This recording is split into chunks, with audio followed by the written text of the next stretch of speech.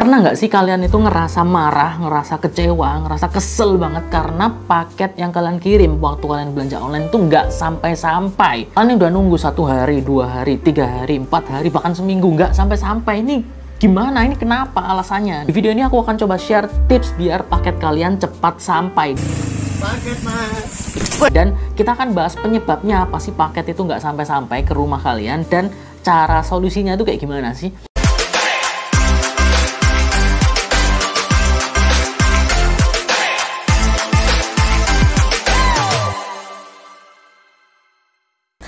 Yang pertama, yang paling penting adalah kalian harus lengkapi alamat kalian. Jadi saat kalian belanja online, kalian harus pastikan alamat kalian itu lengkap.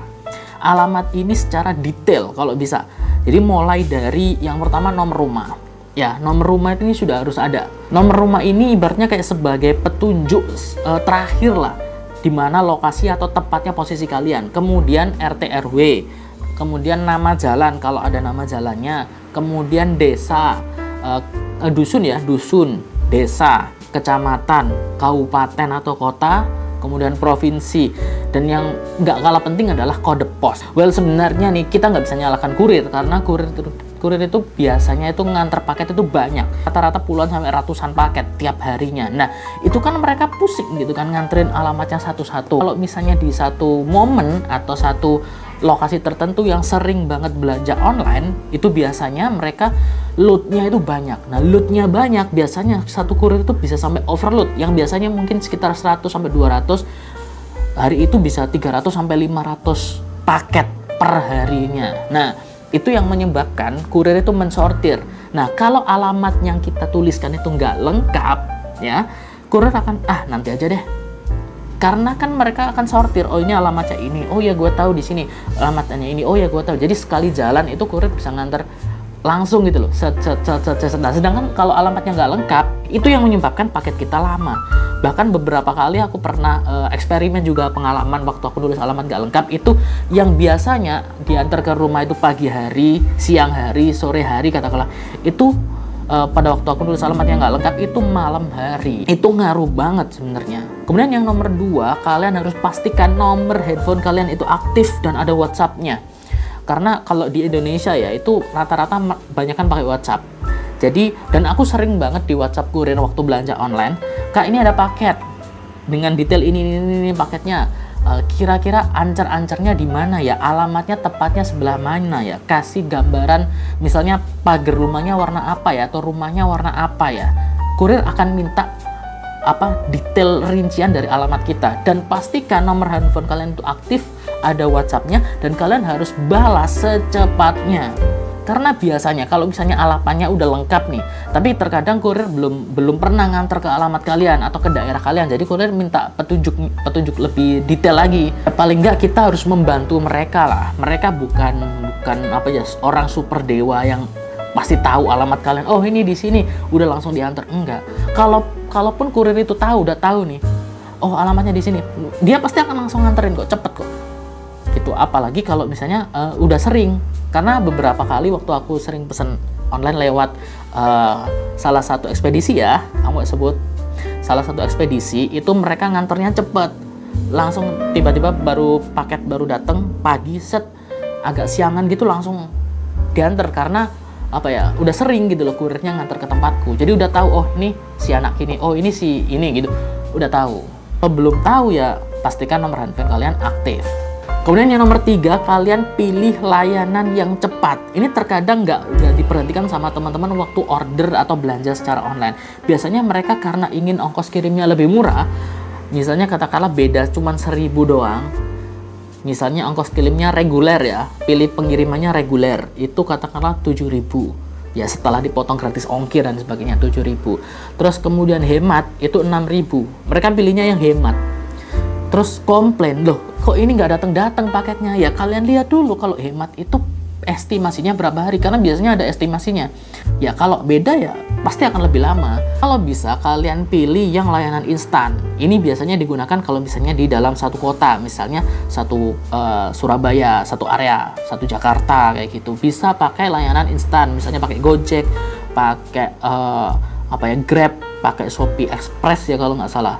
Ya, Pokoknya layanan yang instan. Itu biasanya dalam waktu 3 jam kalian bisa langsung dapetin paketnya.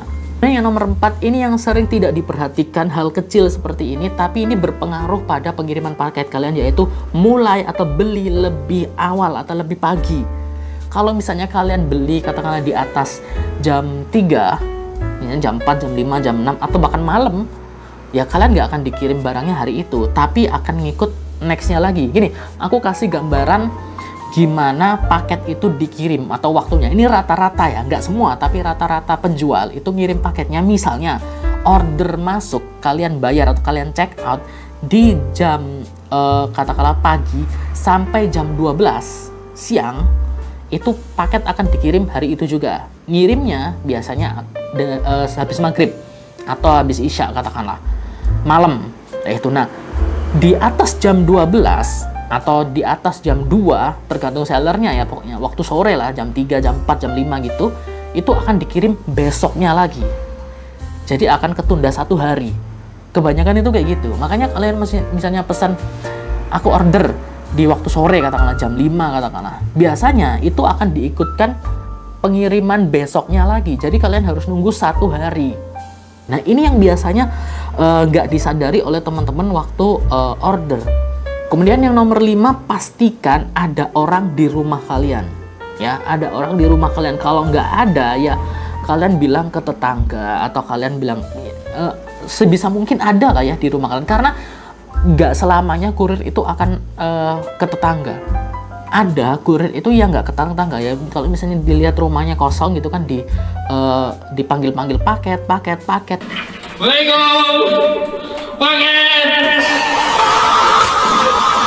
Nggak ada yang ngambil, nggak ada yang datang, ya udah kurir langsung balik. Karena ya karena tugas kurir itu banyak, nganterin ke banyak orang gitu loh, paketnya itu banyak. Kalau misalnya nungguin kalian doang ya nggak kerja gitu loh. Pakai cara yang biasanya orang-orang lakukan, misalnya ada tulisannya di depan rumah kalian, paket taruh sini gitu. Kalau misalnya COD, paket taruh sini, uangnya ada di sini katakanlah. Jadi kalian nggak ada di rumah pun nggak masalah. Itu ada beberapa orang yang pakai cara seperti itu, tapi sekali lagi nggak semua kurir tahu. Dan yang nomor 6, kalian pastikan ordernya itu jangan pada hari-hari tertentu. Hari-hari tertentu ini misalnya katakanlah hari besar, contohnya misalnya H-min seminggu sebelum lebaran katakanlah, itu biasanya kurir itu overload, pengiriman itu overload, gak hanya pengiriman, penjualan juga overload. Jadi udah pasti kalian akan menerima paketnya dalam waktu lama. Itu udah pasti.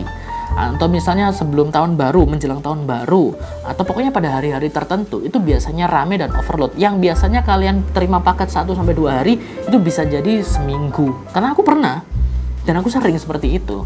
Pastikan kalian perhatikan itu, jangan sampai salah, jangan sampai ngomel-ngomel, jangan sampai protes, karena banyak sekali orang yang nggak tahu gitu, ini kenapa paketku kok lama, ini kok paketku nggak nyampe-nyampe, ini gimana. Kemudian banyak yang nyalain gitu, ini kurirnya gimana sih. Kemudian ada banyak nih teman-teman yang nge-review jelek gitu di Google, misalnya di Shopee-nya katakanlah pengiriman lama, terus kemudian ini apa ya, di chat nggak dibales, pengiriman lama, ini apa penipu ini dan sebagainya. Itu ya come on lah, kalian sadari dulu lah, itu masalahnya di mana. Apakah di kalian, apakah memang lagi overload? Karena ya kita nggak bisa selamanya menyalahkan penjual maupun kurirnya, bisa jadi kita yang salah.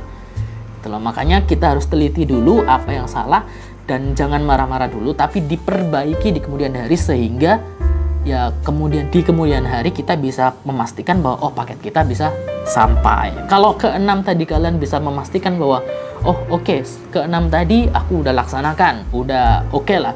Nah, terus kalian masih lama pengirimannya, yaitu kalian bisa hubungi ke pihak ekspedisi atau ke pihak penjualnya. Karena itu udah bukan salah kalian lagi.